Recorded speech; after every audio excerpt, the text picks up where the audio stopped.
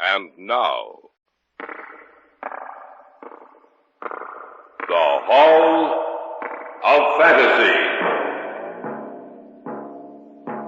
Welcome to the Hall of Fantasy.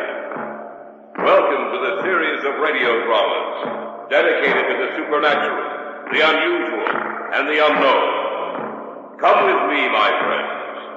We shall descend to the world of the unknown and forbidden. Down to the depths where the veil of time is lifted, and the supernatural reigns as king. Come with me and listen to the tale of the Shadow People. Elaine, have you seen anything else since you spoke to me last? No, I haven't. Ever since Mother died, nothing's happened. Well, I only hope... It came from upstairs. Come on. You don't I don't know what to think. I only hope that... David, if anything's happened to him... We'll see in a moment. There's no light in his room. You wait here, Elaine. Where's the light? Over to your left.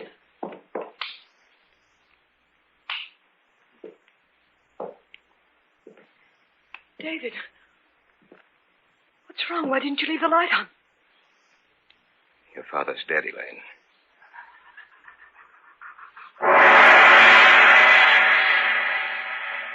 In just a moment, the Hall of Fantasy will present The Shadow People. And now for our story. An original tale of fantasy by Richard Thorne entitled The Shadow People.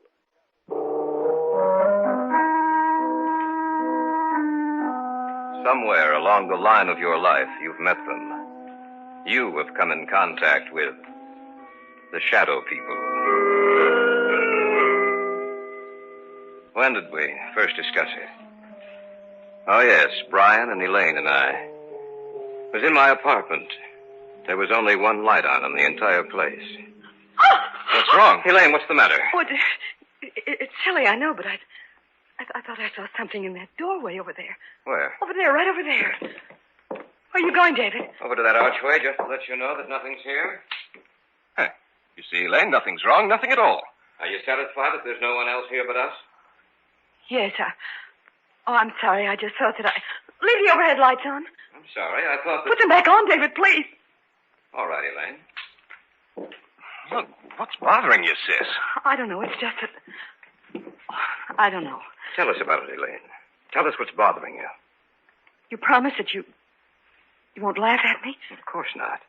Brian? Oh, Elaine, I'm your brother. If something's troubling you, I'd like to know about it. All right, then.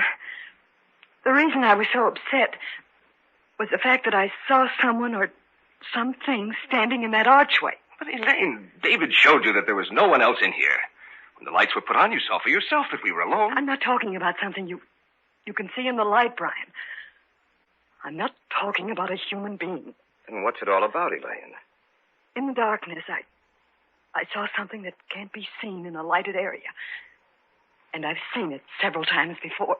You're sure you're not imagining this, Elaine? Oh, I don't have that good an imagination, Brian. How long have you seen this thing, Elaine? Well, it started about 6 weeks ago. You were in Detroit on business, Brian. Mom and Dad were on vacation. I was in the house by myself, in the library. There was only one light on. I sat in the chair beneath it, reading. Several times I thought that something was watching me. I felt there was someone in the room with me, standing right in back of me. Every so often I'd glance back over my shoulder, but there seemed to be nothing there. And then I thought I heard someone whispering. I wasn't sure, but when I heard it again, I got up and I looked all over the house. Oh, I'm not easily frightened, you know that, but out in the hallway, it was almost entirely black. Luckily, I was near a light switch. I looked back over my shoulder, and I saw this huge, hulking shape for the first time. And I heard a voice. Or rather, the whisper of a voice. I couldn't distinguish the words, but that dark shape seemed to be moving towards me. My hand was on the light switch, and I turned it on. In a minute, the light flooded the hallway. The shape was gone. There was nothing there. I was alone again. As long as there's light, I know it can't hurt me. I know it can't reach me. You might have imagined it, you know. Of course, that's possible, but I'm sure I didn't.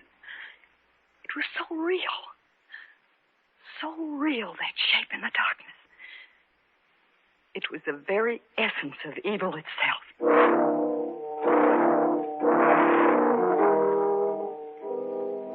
There was an old man I knew of, a Dr. Heselius.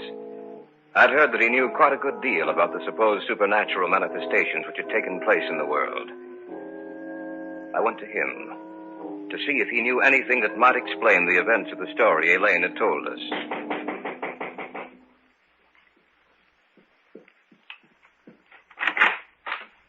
Yes, my good sir.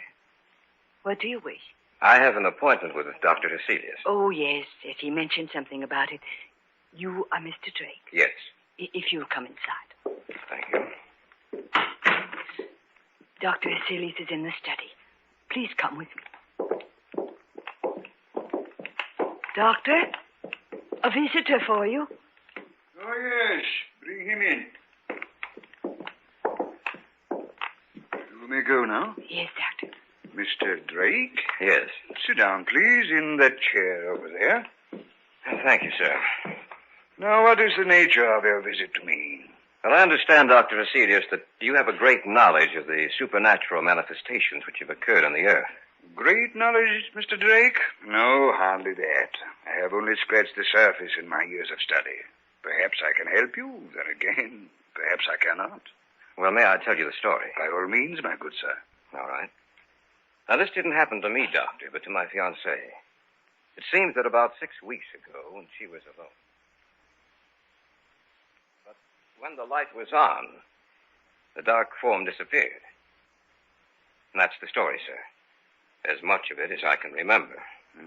I see. It's a strange tale you tell. I'm fully aware of that, Dr. Heselius. You say she seemed to hear whispered voices? Yes, that's what she says.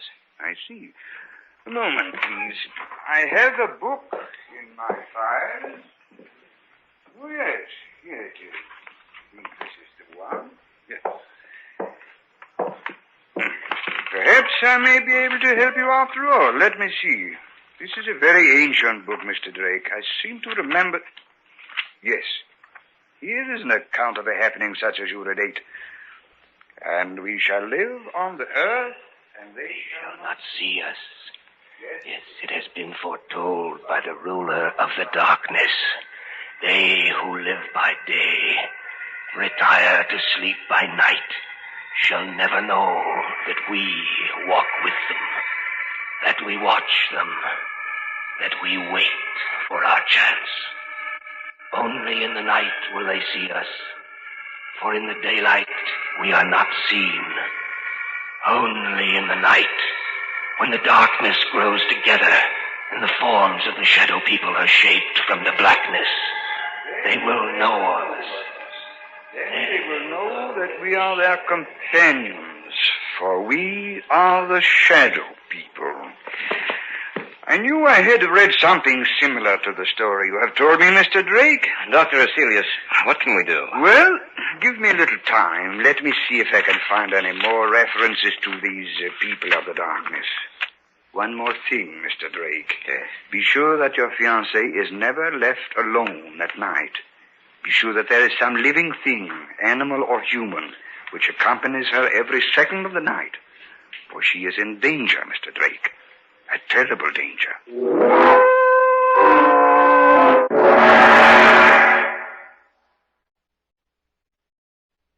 Back now to our story. An original tale of fantasy by Richard Thorne entitled The Shadow People.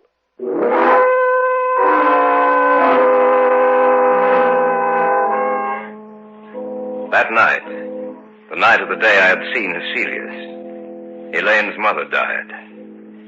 She died in her sleep.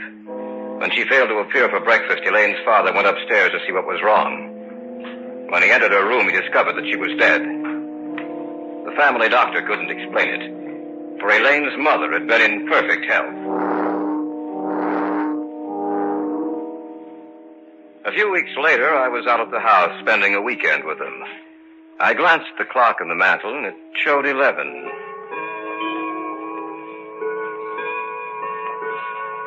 I can't understand why Brian hasn't returned from town. Well, he said he had some extra work to catch up on. He told me this morning that he might be late. Well, 11 o'clock. I'm going upstairs. Glad you came out, David. It's good seeing you again. It's a pleasure to be here, sir. Well, don't stay up too late. See you both in the morning. All right. Night, Dad. Good night, Mr. Davis. He isn't the same, David. Ever since Mother died, he hasn't been the same. I didn't realize that until tonight. He's changed. I only hope that he'll start living again. Ever since she died, it seems that a part of him died with her. Elaine, have you seen anything else since you spoke to me last? No, I haven't. Ever since Mother died, nothing's happened. Well, I only hope. Came from upstairs. Come on. You don't think... I don't know what to think. I only hope that... David, if anything's happened to him... We'll see in a moment. There's no light in his room. You wait here, Elaine. Where's the light? Over to your left.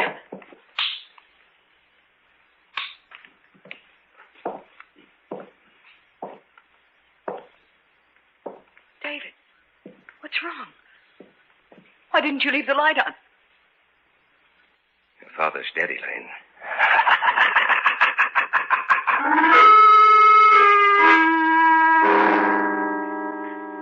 I had walked into the darkened bedroom. On the bed was Elaine's father. It didn't take a second look for me to know that he was dead. I switched off the light and walked back into the hallway to tell Elaine what happened. And then from the room there had come an eerie, quiet laughter. In the darkness of that room was some unknown evil power. The voice itself was unearthly. There was no substance to it. It sounded as if it came from the darkness itself. No. No, I don't believe you. It's the truth, Elaine.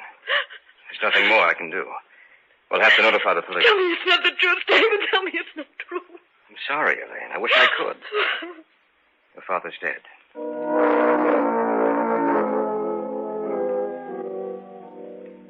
After the burial, Dr. Heselius got in touch with me. He said that he wanted to meet both Elaine and Brian, that he wanted to talk to the three of us. Accordingly, a few nights later, he came out to their house. Miss Davis, will you tell me just when you saw the first manifestation? The night Brian was in Detroit. Now, Miss Davis, you have even seen this apparition in the company of other people, is that correct? Yes. The night at David's apartment. All right. Now I'll tell you what I think. You are in deadly danger, Miss Davis. These beings want to claim you. So far, they have had no success. Only in the darkness do they have power. Little by little, step by step, they have been removing the obstacles in their way to reaching you. First your mother, and then your father, Miss Davis. Both died in the same fashion. In the darkness, death struck at them. Now tell me, do you feel their presence here in this room as I talk to you? Yes. Turn out the lights, Brian. Stand by the switch, if you please, Brian. If anything happens, turn the lights back on. All right. Dr. Heselius, I don't... Do you want me to continue working with you? Yes, sir. All right, then. Brian, turn off the lights. Yes, Doctor. The room now is in darkness, Miss Davis. Do you feel or see anything? No, Yes. Yes, I do. Do you see anything? Yes. Doctor, I don't... Be quiet, you fool. I know what I'm doing. In front of me.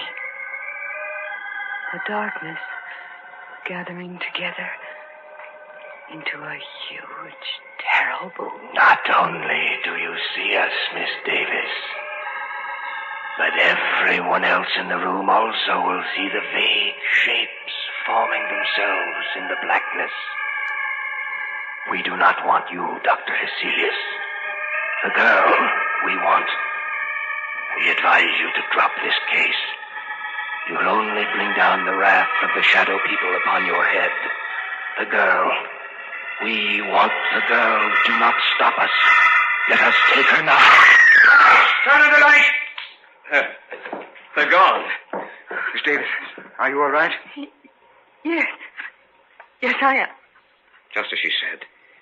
The darkness, I saw it form into something, too. So did I. What are we going to do, Dr. Hesselius? At the present moment, I don't know. But this much I do know. You must leave this house immediately. You must try to get out of their reach. I don't know if that is possible. I hope it is. I shall have to return to my home. I must learn if there is some manner by which we can defeat these creatures. For the moment, leave this house. Dispose of it in any manner you may see fit, but leave this house.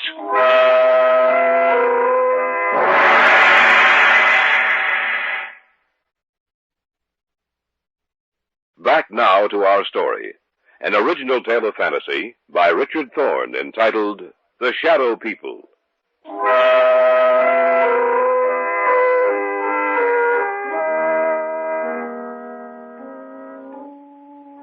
We spent the night in my apartment, the three of us. The following day, Brian and Elaine made arrangements to dispose of the house. In the afternoon, Dr. Hesselius called me and asked that I come to see him. David, I'm glad you're here. Anything new, Doctor? Yes and no. You realize, of course, that this spiritual manifestation is not new, that it has gone on for centuries. No, I wasn't aware of that. It's true, David. De Maupassant wrote what was supposedly a fiction story about the manifestation, David. He called it the Orla. However, according to the information here on my desk, it was taken from an actual case history. Of course, he embroidered the story, added a few touches to something he didn't realize actually existed. But have you found anything with which we can fight them? Everything depends upon an answer I received from a colleague of mine in Paris, Dr. Henri Renaud. I dispatched a telegram to him last night. Why hasn't he answered by now? There are certain things that must be done. It will take a few days, I'm afraid. We have to wait, David. There's nothing else we can do.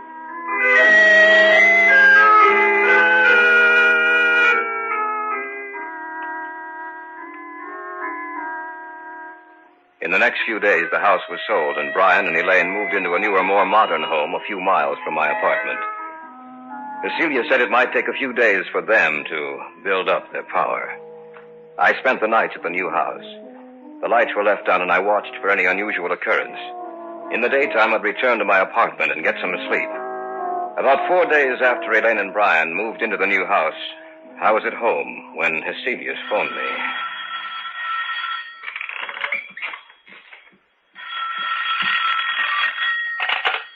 Hello? David? Yes, Dr. Hesselius? I hate to tell you this, David. What's the matter? What's wrong? They were a step ahead of me, David. I just received word that Renaud died or was killed at the very moment I sent the telegram to him.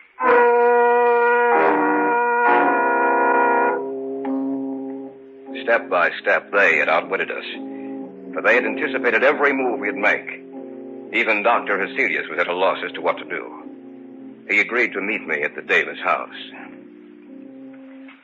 What did you want to see us about, Dr. Hesselius? Did you find out anything more? I'm sorry to say that I haven't. At the moment, I'm at a complete loss. I don't know what to do. But what did you want to see us about this evening? Merely to check, to see if anything else has happened. Miss Davis, have you seen or heard anything? Not in the house, only in my dreams. Your dreams? Yes. When I go to sleep at night, in my dreams, in the darkness, I see them. And it's grown worse, much worse. I was hoping that it would not have progressed so far. There has been no disturbance in this house, but now they disturb your sleep, Miss Davis. Now, you must stay awake for as long as you can. I want the three of you to move into my house. Perhaps that will give you more protection.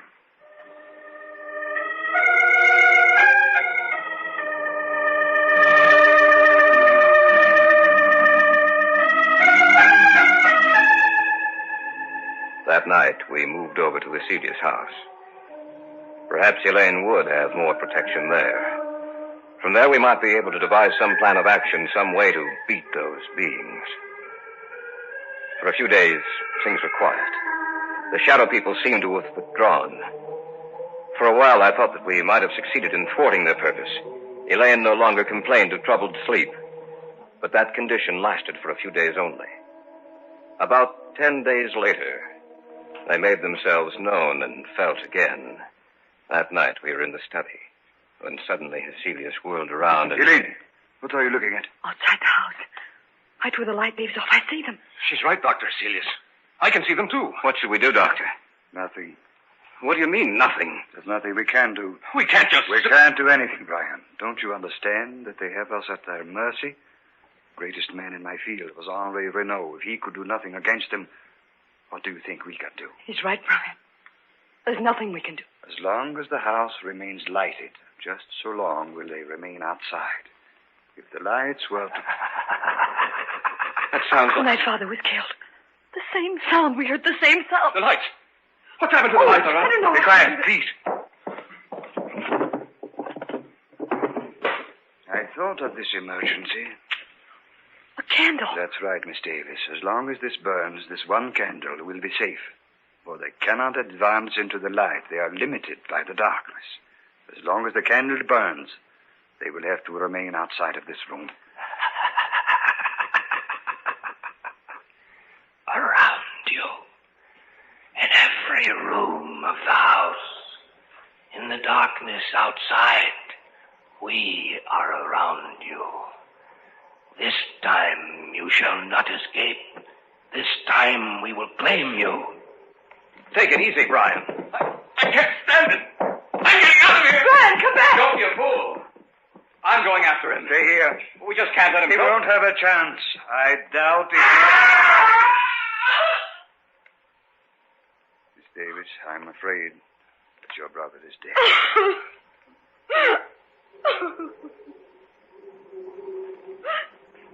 The wind, Doctor. Listen to the wind. I know. Yes, Doctor. Listen to the wind.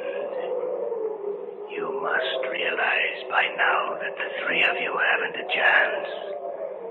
You must know in your minds that we can destroy you at any moment we desire. But, Dr. Hecelius, you may still save your own life. Let the others go. Give them to us. No. No, you will have to take all of us. Shall we destroy your light? Shall we move in on you now? As you will. Do as you will. Sorry, David. The candle is out.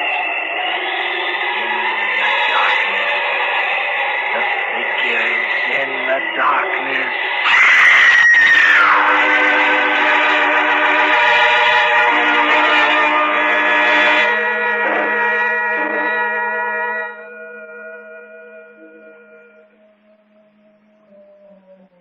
We warned you, Hecelius. You and the others are dead now. And we shall live on the earth.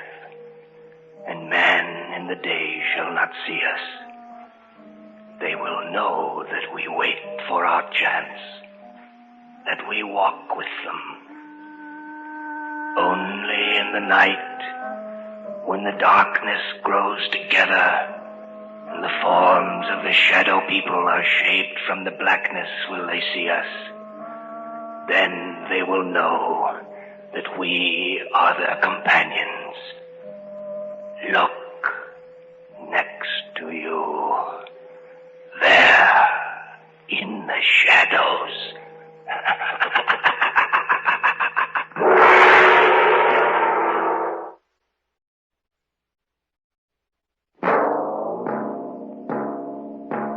So runs tonight's tale of the unusual, the terrifying, the unknown. Join us again when next we journey down the corridors of the Hall of Fantasy to hear another strange tale of the supernatural. All characters and events portrayed in these programs are fictional, and any similarity to actual events or persons, living or dead, is purely coincidental.